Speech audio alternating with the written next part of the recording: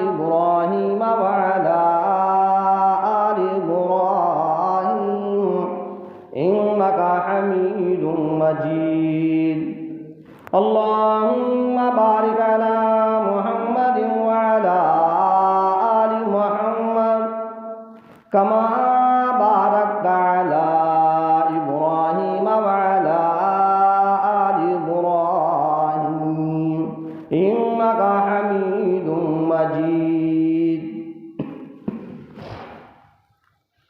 محترم حضرات، سامعین اکرام، عزیز ساتھیوں،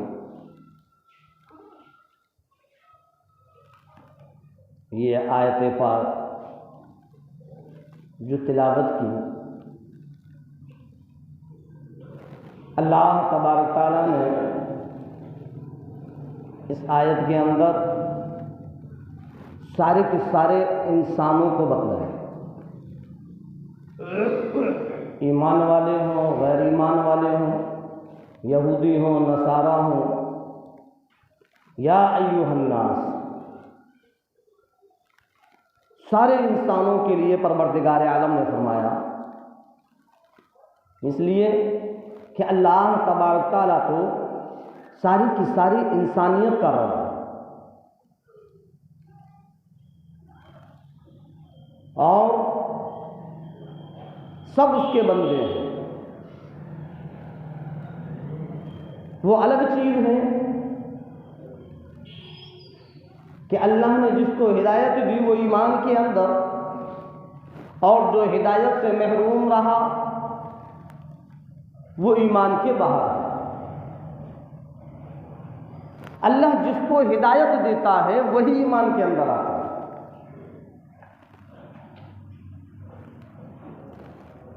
اور اگر کوئی یہ کہے کہ جب اللہ ہدایت دیتا ہے تو ایمان کے اندر آتا ہے، ایمان اس کو مل جاتا ہے، اب جب اللہ کی طرف سے ہدایت نہیں تو وہ غیر مسلم ہیں، تو ان کا کیا قصور؟ اللہ جب ان کو ہدایت دے گا وہ بھی ایمان کے اندر۔ تو اللہ نے اس چیز کا بھی جواب دیا اور یہ فرمایا کہ جو ہدایت کی طلب کرتا ہے میں اس کو ہدایت دیتا ہوں۔ ایسا نہیں ہے کہ جب اللہ ہدایت دے گا جب ہم نیک عمل کرنے لگیں گے، جب اللہ ہدایت دے گا تب ہم نماز پڑھنے لگیں گے، جب اللہ ہدایت دے گا تب ہم سارے کے سارے گناہ چھوڑ دیں گے۔ اللہ رب العزت نے فرمایا میرے بندوں میں اس قوم کی حالت کو ہرگز نہیں بدلتا جب تک کہ وہ خود اپنے بدلنے کی کوشش نہ کرے۔ کوشش کرنا بندے کا کام ہے، ہدایت دینا اللہ کا کام ہے۔ ہاں، اور اللہ تبارک تعالیٰ نے دونوں کے دونوں راستے رکھے بندے کے سامنے کہ دیکھو اس راستے پر چلو گے تو یہ ہدایت والا راستہ ہے، اور اگر اس راستے پر چلو گے تو یہ گمراہیت والا راستہ ہے۔ اب فیصلہ بندے کے ہاتھ میں ہے کہ کون سے راستے کو اختیار کرتا ہے۔ اور یوں فرمایا مدنی کریم صلی اللہ علیہ وسلم نے کہ اللہ تبارک تعالیٰ نہیں پیدا کرتا کسی بھی انسان کو مگر فطرت اسلام پر۔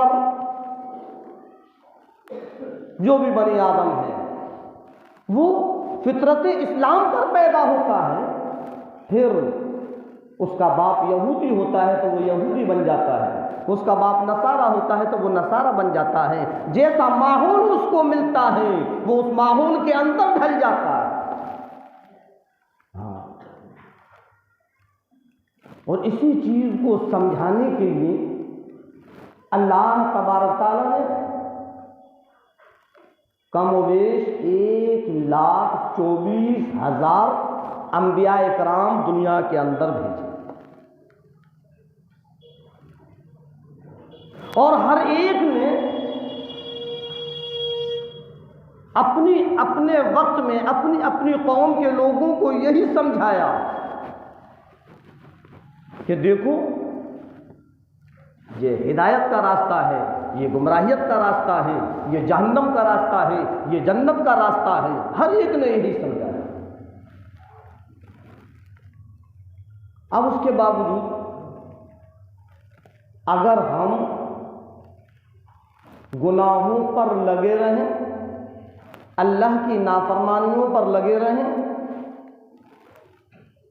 تو اس میں ہمارا ہی قصور ہے، کسی اور کا نہیں، ہمارا ہی نقصان ہے۔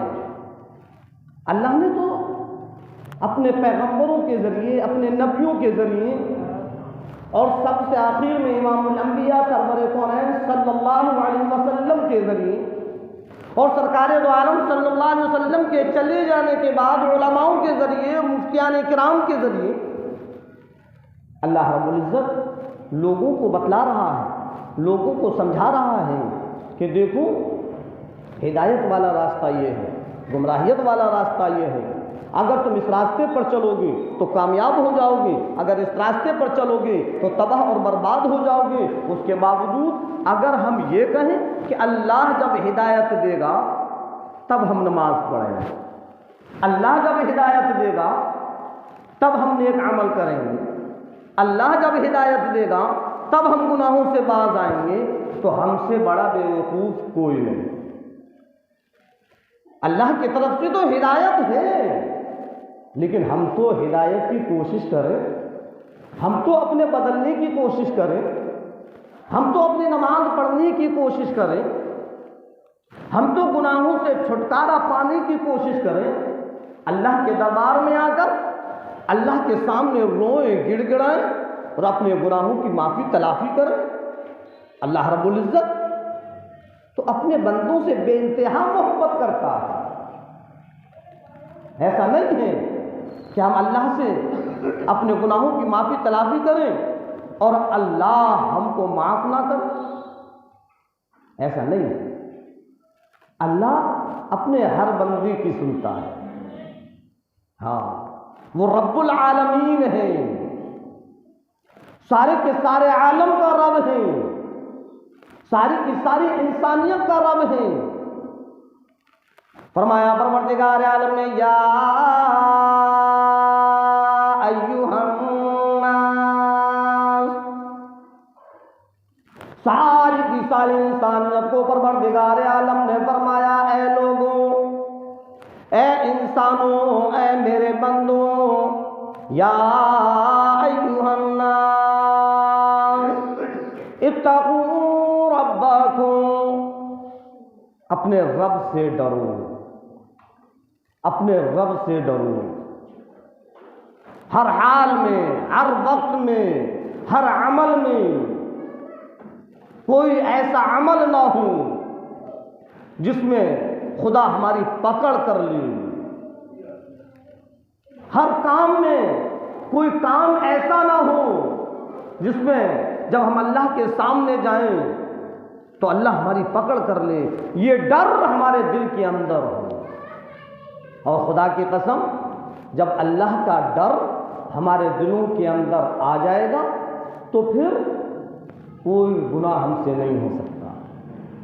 آج جو ہم گناہوں کی طرف چل رہے ہیں، تباہ اور بربادی کی طرف چل رہے ہیں، اللہ کی نافرمانی کی طرف چل رہے ہیں، اس کی وجہ یہی ہے کہ آج خدا کا ڈر ہمارے دلوں سے نکل چکا ہے۔ ہاں اللہ کے رسول سرکار دو عالم صلی اللہ علیہ وسلم نے ہر ایک عمل کر کر کر دکھلایا، اپنی امت کو سکھلایا، اپنی امت کو بتلایا کہ کہیں ایسا نہ ہو کوئی یہ کہہ سکے کہ یہ تو ہم کو پتہ ہی نہ تھا، ہم کو تو اس چیز کی خبر ہی نہیں تھی۔ پیارے حبیب سرکار دو عالم صلی اللہ علیہ وسلم نے ہر عمل کر کر دکھلا دیا، پوری کی پوری زندگی گزارنے کا طریقہ اللہ کے رسول سرکار دو عالم صلی اللہ علیہ وسلم نے اپنی امت کو سکھلا دیا. چاہے وہ کاروبار کا معاملہ ہو، چاہے وہ لین دین کا معاملہ ہو، چاہے وہ شادی بیاہ کا معاملہ ہو، چاہے وہ خرید و فروخت کا معاملہ ہو، چاہے وہ عبادت کا معاملہ ہو، سب سرکار دو عالم صلی اللہ علیہ وسلم نے سکھلا دیا. اب امت کو یہ چاہیے، ہم اور آپ کو یہ چاہیے کہ جس کام کو ہم کریں ہم سرکار دو عالم صلی اللہ علیہ وسلم کے طریقے کو دیکھیں. کیا ہم اس طریقے پر چل رہے ہیں؟ کیا ہم اس سنت کے مطابق اس کام کو کر رہے ہیں؟ مثال کے طور پر اللہ کے رسول سرکار دو عالم صلی اللہ علیہ وسلم نے فرمایا النکاح من سنتی فمن رغب عن سنتی فلیس منی. نکاح میری سنت ہے اور جو میری سنت سے اعراض کرے فلیس منی، تو وہ ہم میں سے نہیں ہے، مجھ میں سے نہیں ہے. آج کیا وجہ ہے جو ہمارے بچوں کی عمریں بڑھتی چلی جا رہی ہیں، عمریں نکلتی چلی جا رہی ہیں، کسی کی 30 سال، کسی کی 40 سال، یہاں تک کہ کچھ ایسے نوجوان ہیں جو کہ 40 کو پار کر گئے اور ان کی شادیاں نہیں ہو رہی. کیا وجہ ہے؟ کچھ ہماری بہن بیٹیاں ایسی ہیں جن کی عمریں نکلتی چلی جا رہی ہیں لیکن ان کی شادیاں نہیں ہو رہی. کیا وجہ ہے؟ ہم نے اس شادی کے ماحول کو اور اس شادی کے کام کو اتنا خطرناک بنا دیا اور اتنا مہنگا ہم نے یہ شادی کا پروگرام کر دیا کہ جب کوئی غریب مسلمان کا بچہ جوان ہوتا ہے تو اس کی راتوں کی نیندیں ختم ہو جاتی ہیں. ہر وقت وہ سوچ و بچار میں لگ جاتا ہے کہ آخر کیا کروں، کیسے ان کی شادیاں کروں، کہاں سے میں جہیز لے کر آؤں، کیسے میں شادی بیاہ کا انتظام کروں، میرے پاس تو کچھ ہے ہی نہیں. دنیا سوئی ہوئی ہے، اس کی آنکھوں میں نیند نہیں، اماں بھی جاگ جاگ کر دن گزارتی ہے، رات گزارتی ہے، اور ابا جان بھی فکر میں گھلتے چلے جا رہے ہیں. ادھر بیٹیوں کا حال یہ ہے کہ وہ خودکشی کرنے کے لیے تیار ہو جاتی ہیں. ایک نہیں، دو نہیں، سینکڑوں واقعات ایسے موجود ہیں کہ فلاں نے خودکشی کر لی، فلاں نے اپنی جان دے دی. ارے ان بیٹیوں سے جا کر پوچھو کیا وجہ تھی خودکشی کرنے کی، تو یہی جواب ملے گا، میرے اماں ابا کے پاس جہیز دینے کے لیے پیسہ نہیں، روپیہ نہیں، شادی بیاہ کیسے ہوتے، میں نے خودکشی کر لی. آج ہم نے اپنے شادیوں کے پروگراموں کو اتنا مہنگا کر دیا، اتنا مہنگا کر دیا. نہ اللہ کے رسول سرکار دو عالم صلی اللہ علیہ وسلم کے فرمان کی فکر، نہ اس پروردگار عالم کا کوئی خوف اور ڈر، نہ کسی سنت کی فکر. جس شادی کے پروگرام کو، جس نکاح کے پروگرام کو اللہ کے رسول سرکار دو عالم صلی اللہ علیہ وسلم نے فرمایا کہ سب سے بہتر نکاح وہ ہے جس میں خرچہ کم ہو.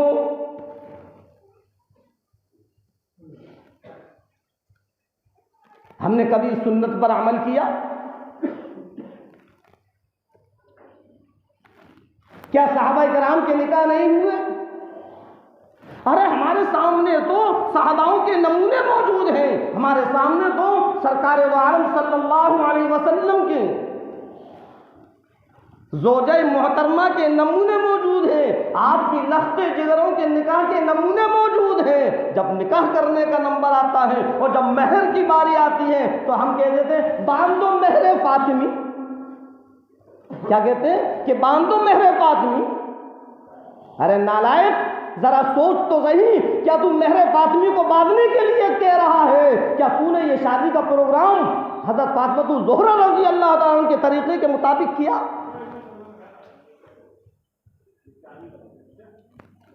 خدا کی قسم، آج جو بربادی ہو رہی ہے اس کی وجہ یہی ہے کہ ہماری زندگی سے نبی کی سنتیں نکلتی چلی جا رہی ہیں۔ اللہ کے رسول امام الانبیاء محبوب کبریا سرور کونین صلی اللہ علیہ وسلم نے ایک نہیں دو نہیں اپنے 4 لخت جگروں کی شادی کی، نکاح کیے، خود 11 نکاح کیے، صحابہ کرام کے نکاح ہوئے، کوئی شور ہنگامہ نہیں، کوئی ڈھول تاشا نہیں، کوئی ہلدی مہندی نہیں، کوئی کنگنا انگنا نہیں۔ آج ایک پہاڑ سا ٹوٹ جاتا ہے جب اس کی لڑکی جوان ہوتی ہے۔ کیوں؟ اس لیے کہ جہاں رشتہ لے کر جاتا ہے وہاں مانگ ہو جاتی ہے، جہیز کی مانگ ہوتی ہے، موٹر گاڑی کی مانگ ہوتی ہے، اور اب تو الحمدللہ ترقی ہو رہی ہے، موٹر گاڑی تو الگ ہے، 4 ویلر کی مانگ ہو رہی ہے۔ کیا تو اپنے لڑکے کو اس لڑکی والے کو بیچ رہا ہے جو اپنے لڑکی کی قیمت لے رہا ہے؟ ذرہ برابر بھی خدا کا خوف نہیں۔ اتنا لمبا چوڑا بخیرہ ہم نے کھڑا کر دیا اس شادی کے نام پر کہ خدا کی قسم اللہ بھی ناراض ہے اور اللہ کے نبی بھی ناراض ہے۔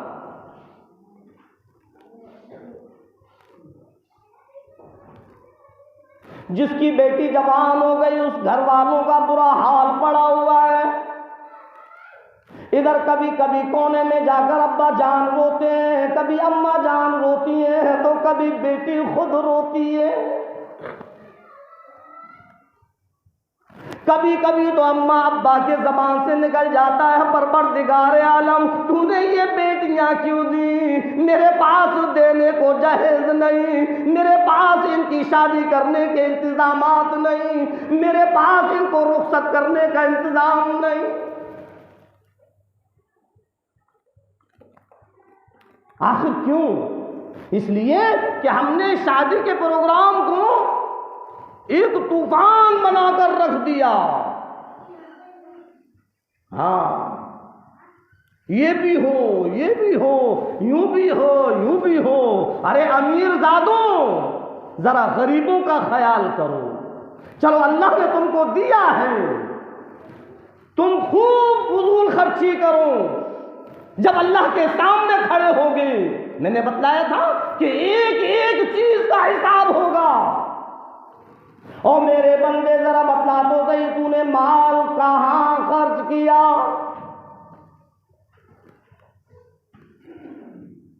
رب ذوالجلال کی قسم، جب تک اس کا قدم اللہ کے پاس سے ہٹ نہیں سکتا، جب تک کہ اس چیز کا جواب نہ دے کہ تو نے مال کہاں خرچ کیا، کیا جواب دے گا؟ کہ میں نے شادی پروگراموں کو اتنا مہنگا کیا، اتنا مہنگا کیا کہ میں نے اسی میں خرچ کیا۔ اللہ فرمائے گا پھینکو اس کو جہنم کے اندر۔ باز آ جاؤ اے 15ویں صدی کے مسلمانوں، باز آ جاؤ اور فضول خرچی کرنے سے باز آ جاؤ۔ ارے شادی پروگراموں کا تو بہت ہی معمولی خرچے کا کام ہے جس کو ہم نے لاکھوں پر کر دیا۔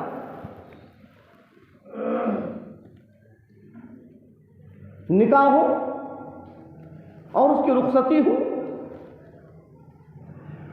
2-4 لوگ جائیں اور نکاح کر کر اس کی رخصتی کر لے آئیں، لیکن نہیں، ایک پوری بارات جائے گی، بڑے سج بن کر جائیں گے، چاہے وہ کہیں سے بھی انتظام کرے، اور جب تاریخ رکھتے ہیں تو یہ کہہ دیتے ہیں سنو جی ہمارے براتیوں کا انتظام بہت بہتر کرنا، کہیں سے بھی کچھ بھی کرو یہ تمہارے اوپر ہے، اب وہ سوچتا ہے کیا کروں، باراتیوں کا انتظام کرنا ہے، اب وہ قرضہ لے رہا ہے، اور جب اپنی بیٹی کی شادی کر فرصت پاتا ہے تو اتنا قرضہ اس پر ہو جاتا ہے، اتنا قرضہ ہو جاتا ہے کہ اب اس کو اتارنے کے لیے وہ سوچ و بچار میں پڑ جاتا ہے کہ کیسے اتارا جائے یہ قرضہ۔ کیوں؟ اس لیے کہ ہم نے نبی کی سنت کو ہٹا دیا، اللہ نے ساری کی ساری الجھنوں میں ہم کو جکڑ دیا۔ اگر یہی شادی کا پروگرام ہم نبی کی سنت کے مطابق کرتے تو پھر کسی بھی چیز کی کوئی فکر نہ ہوتی۔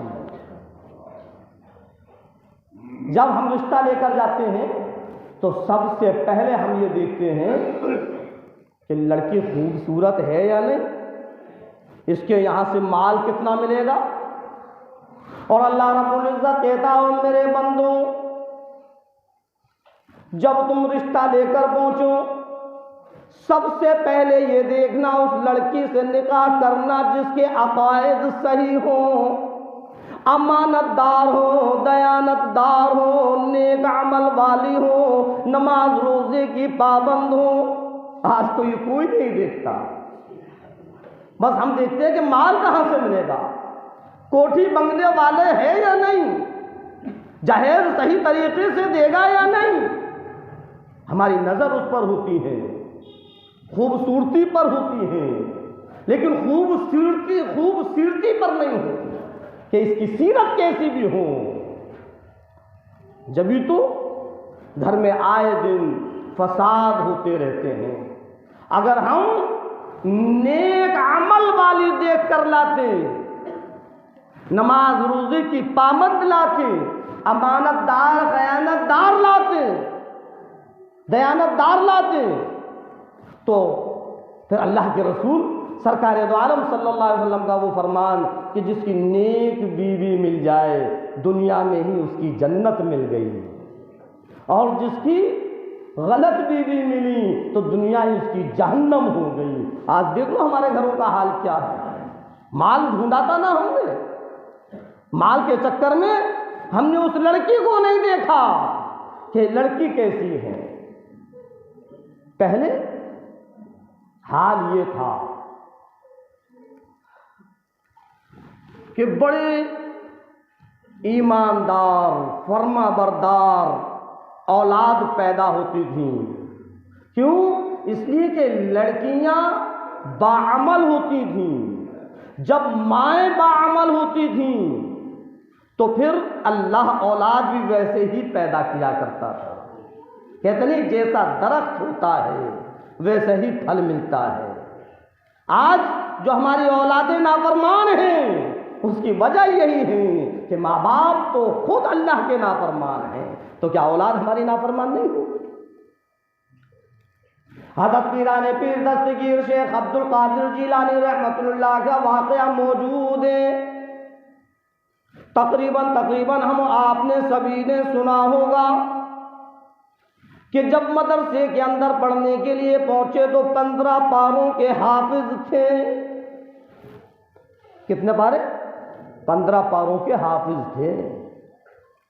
استاد محترم نے کہا پڑھو بیٹے الف، 15واں پارہ شروع کر دیا۔ مدرسے والے حیران ہیں، استاد حیران ہیں، اور میرے بچے یہ تو نے 15 پارے کب حفظ کیے؟ تیرا ایڈمیشن تو اب ہو رہا ہے، تیرا داخلہ تو اب ہو رہا ہے، تو نے یہ 15 پارے کیسے پڑھ لیے؟ قربان جاؤں اس مائی کے جس کے کہ کبھی بھی بغیر وضو کیے ہوئے اپنے بچے کو دودھ نہیں پلایا۔ قربان جاؤں اس ماں کے جس کا بیٹا ایسا ہو کہ اماں جان قرآن کریم کی تلاوت کیا کرتی تھی۔ شیخ عبد القادر جیلانی رحمت اللہ علیہ کہتے ہیں میں ماں کے پیٹ میں ہی اس کو سیکھ لیا کرتا تھا۔ جب ماں ایسی تھی تو اولاد ایسی تھی۔ آج ماں کی زبانوں پر گالیاں ہوتی ہیں، ماں کی زبانوں پر گانے بجانے ہوتے ہیں، ماں کی زبانوں پر برائیاں ہوتی ہیں، تو اس کا اثر اولاد پر بھی آتا ہے۔ تو بہرحال میں بتلایا تھا النکاح من سنتی، اللہ کے رسول سرکار دو عالم صلی اللہ علیہ وسلم نے فرمایا کہ نکاح میری سنت ہے، فمن رغب عن سنتی، بس اگر تم کوئی اس سے اعراض کرے فلیس منی، تو میری امت میں سے نہیں۔ ہمارے اوپر یہ ذمہ داری ہے کہ جب ہماری اولاد بڑی ہو جائے فوراً بہترین اچھا سا رشتہ ڈھونڈ کر اور اس کا نکاح کریں، اور مال کے چکر میں، کوٹھی بنگلے کے چکر میں، فور ویلر کے چکر میں کہ یہاں سے تو کچھ نہیں ملے گا اور ہم نے اپنی اولادوں کی عمریں بڑھا دی، خدا کی قسم کل قیامت کے دن اللہ اس چیز کی بھی پکڑ کر لے گا۔ ہاں، دنیا بھر کا بکھیڑا ہم نے کھڑا کر دیا، ہلدی بھی ہو مہندی بھی ہو، اٹھا کر دیکھو صحابہ کرام کے واقعات کو، کہاں ہلدی ہے اور کہاں مہندی ہے، اور پہلے تو ہلدی اور مہندی کا پروگرام خاموشی سے ہو جایا کرتا تھا، اب تو الحمدللہ وہاں بھی دعوتیں چل رہی ہیں۔ ہلدی کا کھانا الگ ہے، مہندی کا کھانا الگ ہے، کیا ہے یہ؟ سب فضول خرچی ہے، یہ سب فضول خرچی ہے۔ اور یہ فرمایا قرآن کریم کے اندر پروردگار عالم نے کہ فضول خرچی کرنے والا شیطان کا بھائی ہے۔ ہم اس مال کو یوں ہی برباد نہ کریں، اللہ نے اگر ہم کو مال دیا ہے تو ہم اس مال کی قدر کریں، یہ اللہ کی ایک نعمت ہے، کہیں ایسا نہ ہو کہ اللہ ہم سے یہ نعمت چھین لے۔ ہاں، بتلایا تھا میں نے پچھلے جمعے کو کہ اس مال کا بھی حساب ہوگا کہ تو نے کہاں خرچ کیا، کس جگہ خرچ کیا، یوں ہی فضول خرچی میں لگا رہا، کیا جواب دیں گے؟ باز آ جاؤ، اللہ سے توبائیں کرو اور اس جہیز جیسی لعنت کو ختم کرو۔ آیا مسلمانوں، ایک پلیٹ وارم پر آؤ اور اس جہیز جیسی لعنت والی ملامت والی چیز کو ختم کریں، تاکہ جو غریب ماں باپ کی لڑکیاں ہیں آسانی کے ساتھ ان کے بھی رشتے ہو سکیں۔ بتلا رہا تھا میں کہ جب مہر کا نمبر آتا ہے تو مہر فاطمی تو ہماری زبان پر آ جاتا ہے، کبھی ہم نے سنا کہ حضرت فاطمہ الزہرا رضی اللہ عنہ کی شادی کس طریقے سے ہوئی تھی؟ صرف ہمیں مہر یاد ہے، شادی کا پورا طریقہ معلوم نہیں۔ حضرت علی رضی اللہ تعالیٰ اللہ کے رسول امام الانبیاء محبوب کبریا مدنی کریم صلی اللہ علیہ وسلم کے در پر پہنچے، اے علی، میں اپنی لخت جگر، اپنی نور نظر فاطمہ الزہرا رضی اللہ تعالیٰ عنہ کو آپ کے نکاح میں دینا چاہتا ہوں، اے علی ذرا مجھ کو بتلاؤ تو صحیح میرے حق دینے کے لیے آپ کے پاس کیا؟ حضرت علی رضی اللہ عنہ کہنے لگے، اللہ کے نبی، میرے پاس کوئی مال نہیں، کوئی دولت نہیں، کوئی روپیہ نہیں، کوئی پیسہ نہیں، یہ میرے پاس ایک زرہ ہے جس زرہ کو پہن کر میں میدان جہاد میں جاتا ہوں کہ جاؤ اس کو فروخت کر کر آؤ۔ حضرت علی رضی اللہ عنہ اپنی اس زرہ کو فروخت کرنے کے لیے بازار میں پہنچے، حضرت عثمان غنی رضی اللہ عنہ سے ملاقات ہوتی ہے، اے علی کیا بات ہے کہ میں اپنی زرہ کو فروخت کر رہا ہوں؟ اللہ کے رسول سرکار دو عالم صلی اللہ علیہ وسلم کی لخت جگر، لاڈلی بیٹی، خاتون جنت، آج آپ صلی اللہ علیہ وسلم نے اس خاتون جنت کا رشتہ مجھ سے کیا ہے اور نکاح کرنے کا پروگرام ہے، مہر حق مجھ کو دینے کے لیے میرے پاس کچھ نہیں ہے، اس لیے میں ذرا بیچنے کے لیے آیا ہوں۔ اندازہ لگاؤ مہر کتنا ضروری ہے۔ آج ہم اور آپ کہہ دیتے ہیں نا، ارے باندھ دو 51,000 کا، باندھ دو 60,000 کا، باندھ دو 1,00,000 کا، کس نے دیا اور کس نے لیا؟ خدا کی قسم یہ حق ہماری بیویوں کا قرض ہے۔ ہاں، ایسا نہیں ہے کہ بس مہر نام کے لیے ہو، یہ قرض ہے۔ اگر ہم نے اس قرض کو ادا نہیں کیا تو کل قیامت کے دن ہماری پکڑ ہو۔ ہاں، اور اگر ہماری بیوی نے اپنی خوشی سے اس مہر کو معاف کر دیا، ایسا نہیں ہے کہ دیکھو ہمارے مہر کو معاف کر دو، اتنا لمبا چوڑا مہر ہے، اب میں تمہارا شوہر ہوں، تم بیوی ہو، زندگی ہم دونوں کو گزارنا ہے، تم اس کو معاف کر دو، ہم اس کو سمجھائیں بجھائیں۔ نہیں، اپنی خوشی سے اگر وہ معاف کرے گی تب وہ معاف ہوگا۔ اور معاف کرنے کے بعد بھی اگر اس نے یہ کہا لاؤ جی میرا مہر، تو ہم یہ نہیں کہہ سکتے کہ تم نے تو معاف کر دیا تھا، نہیں، اس کو دینا ہے، یہ اس کا حق ہے۔ بہرحال 400 درہم میں وہ سودا ہوا، جو زرہ بیچنے کے لیے گئے 400 درہم میں وہ سودا ہوا۔ حضرت عثمان غنی رضی اللہ تعالیٰ عنہ نے 400 درہم ان کے ہاتھ میں دیے اور کہنے لگے علی یہ درہم بھی لے جاؤ، یہ اپنی زرہ بھی لے جاؤ، اور امام الانبیاء محبوب کبریا سرور کونین صلی اللہ علیہ وسلم سے جا کر عرض کر دینا کہ عثمان کی طرف سے شادی کا پورا کے پورا خرچہ ہے، جتنا خرچ ہو عثمان دینے کو تیار ہے۔ لخت جگر کی شادی ہو، ارے بڑا خوش نصیب ہوگا وہ جو امام الانبیاء سرور کونین صلی اللہ علیہ وسلم کی لخت جگر کی شادی میں خرچ کرے۔ اے علی جاؤ کہہ دینا شادی کا پروگرام ہوا، صحابہ کرام ہیں، آپ صلی اللہ علیہ وسلم نے فرمایا کہ میری فاطمہ کا جہیز، آؤ اے صحابیوں میرے فاطمہ کو جہیز میں 2 چیزیں تم دو، 1 چیز میں دیتا ہوں۔ آؤ اے امیر زادوں جو اپنی زبان سے کہتے ہو کہ مہر فاطمی باندھ دو، حضرت فاطمہ تو زہرا رضی اللہ عنہ کا جہیز کیا ہے اس جہیز پر بھی نظر ڈالو۔ 1 چکی، 1 پانی کا مشکیزہ، آپ صلی اللہ علیہ وسلم نے فرمایا اے صحابیوں یہ 1 چکی اور 1 پانی کا مشکیزہ، یہ 2 چیزوں کا انتظام تم کرو، اور 1 اللہ کے کلام اللہ کا قرآن کریم، یہ میں اپنی طرف سے اپنی بیٹی کو دیتا ہوں۔ یہ 3 چیزیں ہیں، صرف یہ 3 چیزیں۔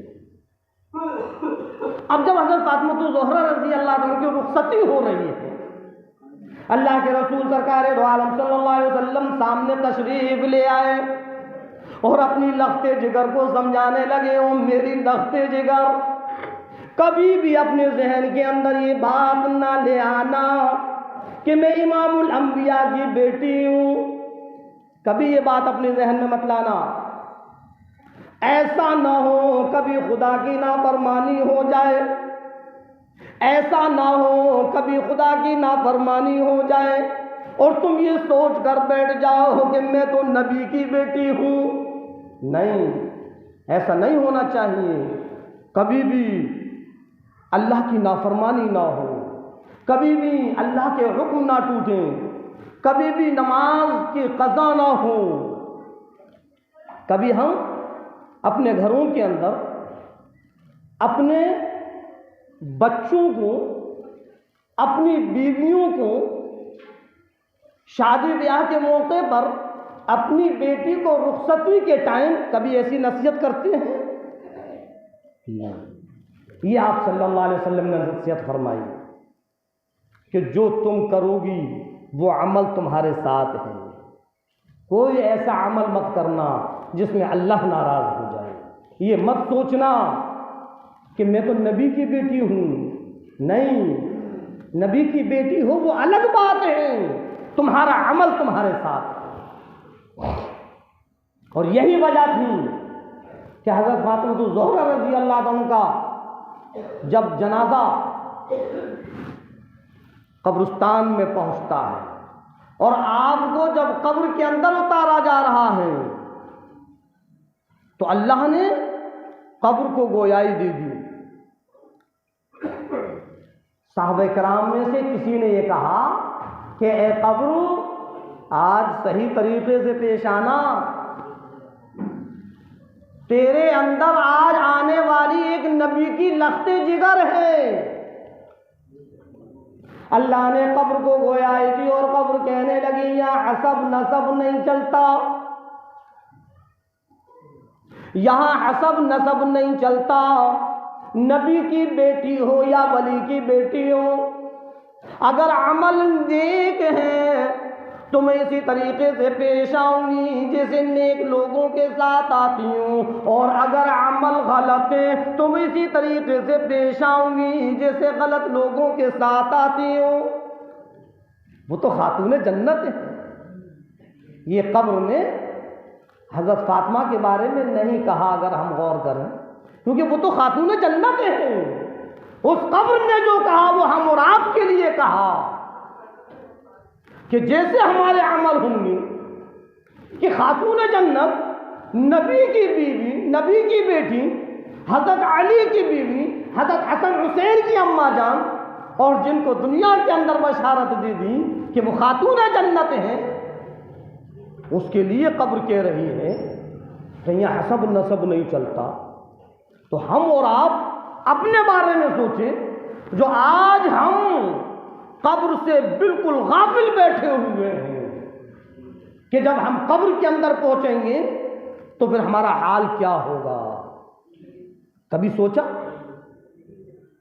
جو آج خدا کے فرائض سے ہم بالکل غافل بیٹھے ہوئے ہیں، خدا کے احکام سے بالکل غافل بیٹھے ہوئے ہیں، جب اللہ کے سامنے پہنچیں گے تو کیا جواب دیں گے؟ ذرہ برابر خدا کا خوف نہیں. اللہ رب العزت نے قرآن کریم کے اندر ایک جگہ نہیں کئی مقام پر فرمایا اتقوا ربکم اتقوا ربکم، اے لوگوں اپنے رب سے ڈرو، اپنے رب سے ڈرو. جب بھی تم کوئی عمل کرو خدا کا خوف تمہارے دل کے اندر ہو، چاہے وہ شادی بیاہ کا پروگرام ہو، چاہے تمہارے دکان کے معاملات ہوں، چاہے تمہارے آپس کے لین دین کے معاملات ہوں. اتقوا ربکم اتقوا ربکم، ہر وقت خدا کا خوف تمہارے دل کے اندر ہو. اور خدا کی قسم جب اللہ کا خوف ہمارے دل کے اندر ہوگا تو پھر گناہ کرنے میں ہم کو ایک ڈر محسوس ہوگا کہ ہم جس گناہ کو کرنے کے لیے جا رہے ہیں اگر ہماری روح قبض ہو گئی تو کل پھر ہم جب اللہ کے سامنے جائیں گے تو کیا حساب دیں گے؟ جب اللہ سوال کرے گا تو ہم اس کا کیا جواب دیں گے؟ آج خدا کا خوف ہمارے دل سے نکل گیا.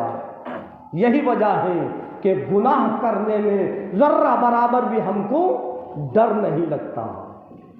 اذان پر اذان ہو رہی ہیں اور ہم سونے میں لگے ہوئے ہیں، دکانوں پر بیٹھنے میں اپنا وقت گزار رہے ہیں، کاروبار میں اپنا وقت گزار رہے ہیں، گھر میں اپنا وقت گزار رہے ہیں.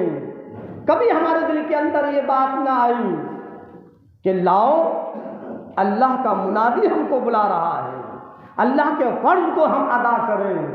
خدا کی قسم اللہ تبارک تعالیٰ کے سامنے جب کھڑے ہوں گے اور جب اللہ پوچھے گا کہ او میرے بندے تو نے نماز کو کیوں چھوڑا، کیا جواب ہے کوئی جواب؟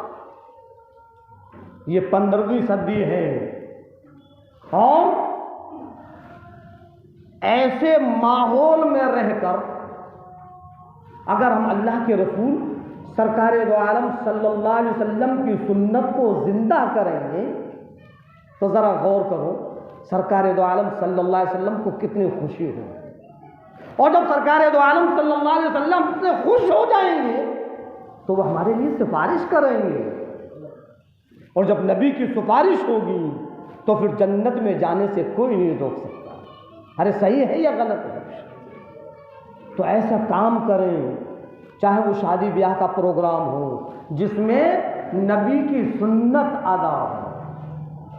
ایک اور چیز ہمارے اندر پیدا ہو گئی کہ لاؤ نکاح مسجد کے اندر کر لیتے ہیں، سنت ادا ہو جائے. ہم نے نکاح مسجد کے اندر کر لیا، اور نکاح کرنے کے بعد اب جب ہم بارات لے جا رہے ہیں تو ڈھول تاشے بھی ہیں اور آتش بازی بھی ہیں.